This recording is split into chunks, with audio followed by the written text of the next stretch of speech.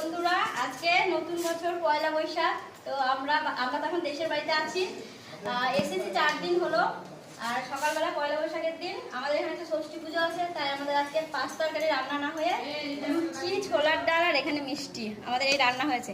এখানে আমার মা খাচ্ছে, আর এখানে আমার বৌদি খাচ্ছে, আর এখানে হচ্ছে আমি খাচ্ছি, আর এদিকে আমার বর ভিডিও করছে।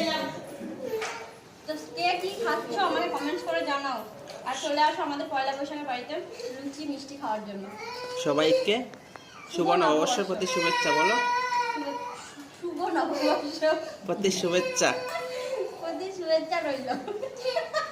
কি অবস্থা, আমি কিছু বলতে পারছি না, যা বলার প্রথমে বলে দিয়েছি। বলো শুভ নববর্ষ।